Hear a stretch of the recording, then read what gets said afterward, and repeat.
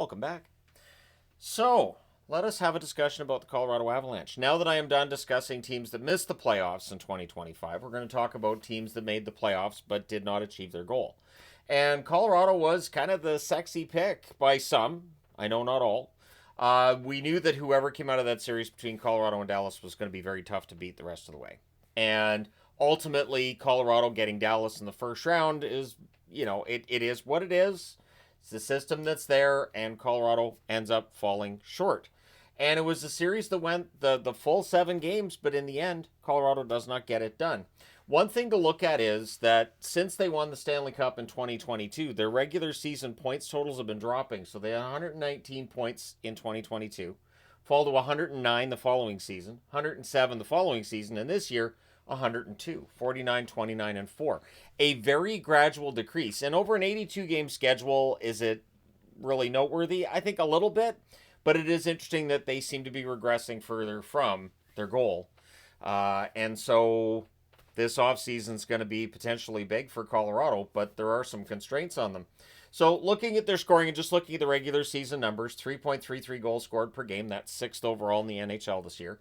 2.82 goals against per game is 12th. And their goals against and their goaltending were a problem, so they fixed it. And I think one of the great things that they did this year was fix their goaltending. They also went out and they got center depth at the deadline.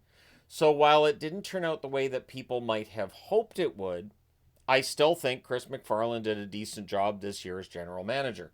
Their power play was 8th in the NHL at 24.8%. They were 12th on the penalty kill at 79.8%. And during the regular season, McKinnon, 79 games, 32 goals, 84 assists, 116 points. Cale Makar, great regular season, very likely Norris Trophy winner, 80 games, 30 goals, 62 assists, 92 points. And then you get into the additions. Marty Necas, 30 games, 11 goals, 17 assists, 28 points. Had a good run. Was it worth trading Rantanen? That's the debate that's out there now. However, for people who are saying, well, they should have just given Rantanen his money, they can't. And they couldn't. And that's the tricky part for the Avalanche. They didn't have the cap space to give Rantanen that money. It's not just a matter of, well, the Avs are being cheap. No, the Avs have not been cheap, and that's how we got here. Is the Avs have got some, not necessarily egregious contracts, but they've got a lot of big money contracts, and they're going to be up against it. So Nelson, 19 games, 6 goals, 7 assists, 13 points. I think Nelson was good as a rental. I can't see him coming back. They don't have the cap space to bring him back, I don't think. Charlie Coyle, 19 games, 2 goals, 11 assists, 13 points. He's still under contract for next year. I think Coyle was fine. I would not be surprised if the Avs decide to move him in the offseason for cap space. I would not be overly surprised. Wouldn't be surprised if they brought him back either. Jack Drury, 33 games, 5 goals, 4 assists, 9 points. Ryan Lindgren, 18 games, 2 goals, 1 assist, 3 points. We know Lindgren's game is not point production, of course. And Eric Johnson returned, 14 games, 1 goal, 1 assist, 2 points. One of the things that was interesting with the Avs this year is they get Johnson back at the deadline, and then they get Landeskog in the playoffs. And it felt like, hey, it's going to be a run here. And if the NHL was going to put their finger on the results and try to make sure that a team moves further in the playoffs, they would have done it for the Avs. The Landeskog story was great.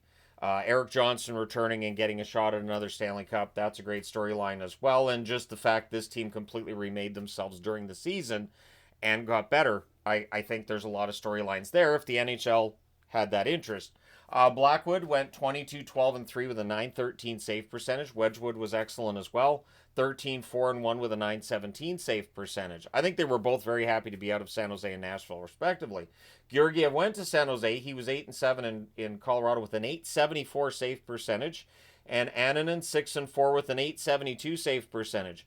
One thing that I've always found fascinating in running this channel and, from year over year, is anytime the goaltender's struggling, as Georgiev and Annunen were, there will always be fans that say, no, it's not on the goaltender. Did you see that goal? That's on the defenseman. This is on them. This is on that player or that player. And yet, in this case, both goaltenders get traded. Both of the goalies that came in, their numbers are substantially better. And you could tell that they were just playing better than the guys they were replacing.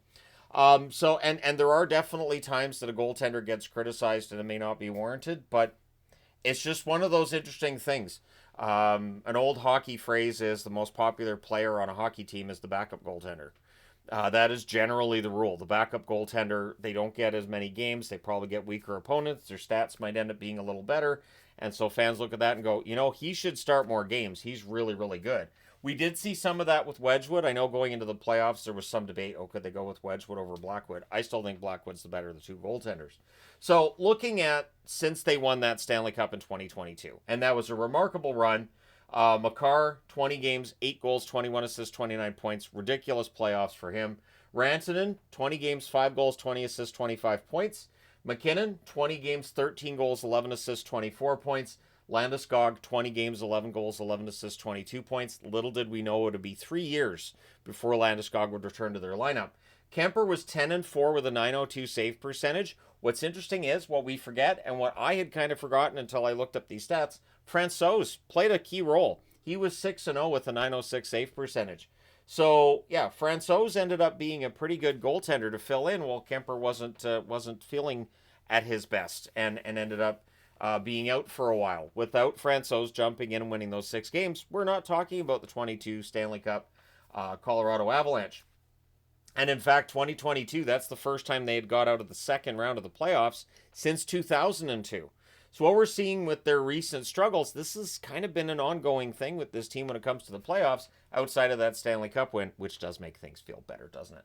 So 2023, defending Stanley Cup champions get knocked out by Seattle. Seattle's first and to date only playoff appearance. And they became the first team in NHL history to knock off the defending Stanley Cup champions in their first playoff series.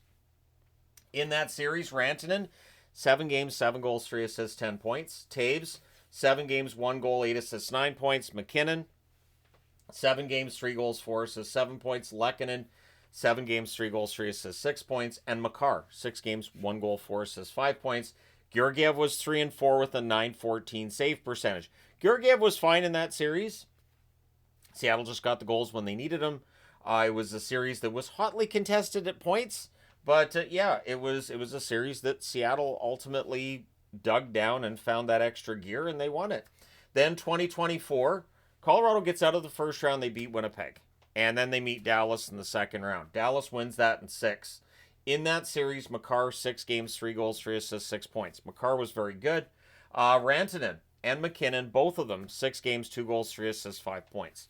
So not quite point per game and not the kind of production that you're looking for from them necessarily. But in net, Georgiev 2-4 with an .895 save percentage. And questions were emerging with Georgiev in the previous series against Winnipeg, although he got it together in that series. Some of his issues showed up again against Dallas. And so ultimately, when Georgiev got off to the rough start this year, they decided to make that change, which I still think was the right move. Now, this year's first round loss against Dallas, again in 7 games. So they took Dallas to 7. Last year they took them to 6. McKinnon, excellent first round. 7 games, 7 goals, 4 assists, 11 points. But Rantanen had a pretty good round against his former team too. And it's interesting to see Rantanen at the top, Rantanen second here, Rantanen second here. So maybe you need to fix things in order to keep Rantanen, but would have been interesting to see how they would have tried if they had signed him to that long-term extension at the money Dallas gave him. O'Connor, 7 games, 2 goals, 4 assists, 6 points. I think O'Connor had a great first-round series against Dallas. Makar, 7 games, 1 goal, 4 assists, 5 points. Had trouble finding the net. Lots of shot attempts, not a lot on the net. I kept waiting for reports on what injury he was fighting because his accuracy was off. Necas, 7 games, 1 goal, 4 assists, 5 points. Necas is a good player. He's a very good top 6 forward. He's not Mikko Rantanen. And I think we knew that at the time of the trade. I mean, you get Drury in that trade too, right? But it doesn't make it any easier for Colorado Avalanche fans at this point. And then you got Blackwood, 3-4 with an .892 save percentage. The save percentage ends up being below the save percentage Georgiev had against Dallas in the season prior, but I don't think Blackwood's the reason they're out. I don't. Was Ottinger better? Yes, Ottinger was the better of the two goaltenders, but Dallas in the end just ended up being the better team when they had to be. At times in that series, Colorado had total control, but they could not find what they needed to put Dallas out when they had the chance. And then Dallas got the win when they needed it. So we look at their future and things are murky. They have $8.7 million in cap space on July the 1st, according to Puckpedia. This is where the return of Landeskog is bittersweet. Landeskog had a good run in the playoffs. He produced all right, and his plus minus was good. He was hitting. He was playing like the Gabe Landeskog that we remember from 2022. However, it means that's $7 million less that they have to spend this summer than they otherwise would have if Landeskog's going to be fine to play again next year. I haven't seen anything saying he won't be. McKinnon, a $12.6 million cap hit till 2031. Absolutely reasonable considering how amazing McKinnon is. But look at the list of players that they're losing. And also, I want to point out, looking at Puckpedia, this team doesn't have a first-round draft pick. They don't have a second-round draft pick. They don't have a third-round draft pick this year or next year. So Chris McFarland really put everything on the line, went all in, and now there's some UFAs they have to re-sign. You've got Nelson, probably gone. Drouin may very well be talked into re-signing. VC probably gone. Kivi Ranta, that's a cheap one. They could probably keep him. Lindgren probably gone. Eric Johnson, I would think likely retires. And then the restricted free agent, Malinsky. Restricted free agent is Malinsky, and he's not going to be overly pricey. But when you only have $8.7 million in cap space, it does not take very long before re-signings and just these little nickel and dime moves take that $8.7 million down to maybe $2 million. So maybe they move somebody. So we know it's not going to be McKinnon that gets moved. We know Landeskog's not getting traded. He has a $7 million cap hit till 2029. Necas, $6.5 million cap hit for one more year. Necas is due for a raise. So this is where things get tricky too, because next summer, Necas has to get a raise too. So even though the cap's going up, the Avs are finding themselves still kind of up against it. Nichushkin, $6.13 million cap hit till 2030. Would they entertain the idea? No? All right. Because anytime I talk about, maybe at some point Nichushkin, maybe they move on, Avs fans are like, no, they will not do so. Okay. I previously mentioned that Coyle, who has one more year left on his contract, maybe they try to move him for cap space. $5.25 million cap hit for one more year. If they do decide to move him, that is a contract that would not be that difficult to move, I would think. Makar, $9 million cap hit till 2027. So that's where it gets tough too, and it's part of the reason that Rantanen's contract didn't work, because you give him over $12 million. Makar could be in the $16 million range when his contract's up. It just gets very expensive. Devon Taves, $7.25 million cap hit until 2031. Gerard, $5 million cap hit till 2027. There's always the chance that with a blue line that was okay, around average, maybe you move Gerard, maybe you look for a cheaper option. And I know that may sound crazy, but if they're going to try to find money, they're going to have to move a contract, right? And then in net, they've got Mackenzie Blackwood at $5.25 million per season until 2030. So Blackwood's their starter. Wedgwood stays on as the backup. I don't think we see any change in net, but are there going to be changes? I would think there kind of has to be. Coach Bednar, there was a question about whether or not, maybe it's time. It's already been confirmed by the team that Bednar is sticking around for next year. He has a record in the regular season of 390, 246, and 64. In the playoffs, it's 52 and 36. However, the season they won the Stanley Cup, they went 16 and 4. So that will definitely skew those numbers. It takes a while of losing in the playoffs before that record gets ugly. But they have to find. I mean, it's the key thing and it is tough because they lost in 7 games against a very good Dallas team. I don't think there's a lot that Colorado needs to do, which kind of makes it more difficult for McFarland to figure this out.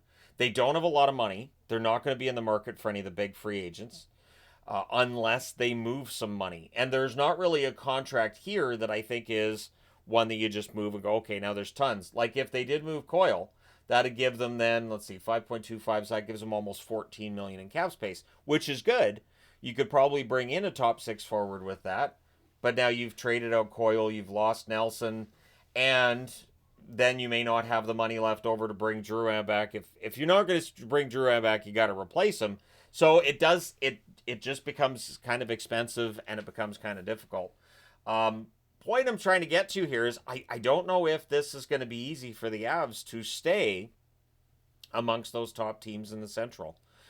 If next year maybe we see them drop off a little bit more. We know St. Louis is likely to be very good.